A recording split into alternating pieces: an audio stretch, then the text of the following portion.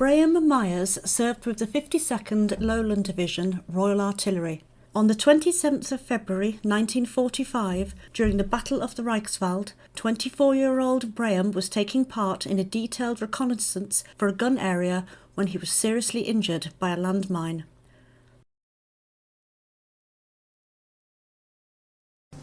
We were going to move to another gun area in which I had to reconnoitre this for a gun position, and it happened to be an area which had previously been occupied by the Germans, and it had absolutely magnificent gun pits dug, and I thought, well, we ought to occupy these. But of course it became impossible to do so because the guns would have been pointing in the wrong direction. And it was when I realised that we had to move out to another field to reconnoitre the area that I myself trod on the mine, which must have been, the field must have had protective mines around it when the Germans occupied it. And that was when I was wounded. I wasn't quite unconscious, I was semi-conscious, I suppose, shock. I knew what had happened, of course, because I mean it was happening all over the artillery. Well, it blew my foot off and made a nasty mess of my leg, but I was lucky in that it didn't injure me anywhere else.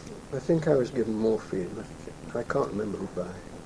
I was not conscious enough to realise. And he and one or two other people got me out and eventually to hospital and then flown back to Reichswald, which was just outside Worcester.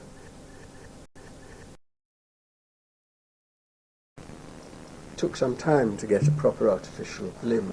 I was sent to the doctors who looked after the limb fitting at Chapel Allerton, and I was seen by, strangely enough, an eye surgeon who had had a nervous breakdown and was doing this job as a part of his recovery. And he realised that I was getting frustrated and depressed. So he made me a pylon, which was really just bits of plaster and bits of steel. I got about London on this pylon until one day at the top of this building in Belgrave Square where we worked, which had no lift, it fell to pieces.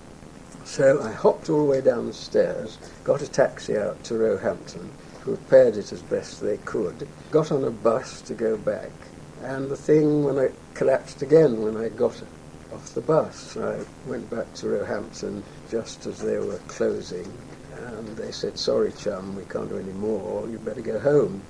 So they lent me some crutches and I went back to Leeds, and by very good chance my proper limb was ready. Braham was asked how, as a young man, he had felt about the loss of his limb.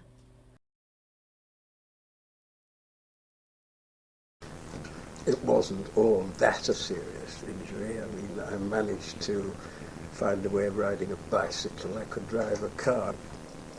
I mean, I was lucky to be alive. I think it was more that way round. I mean, so many of my contemporaries were not. A lot of my friends from school were killed, particularly those who served as bomber pilots. I felt I was lucky still to be living.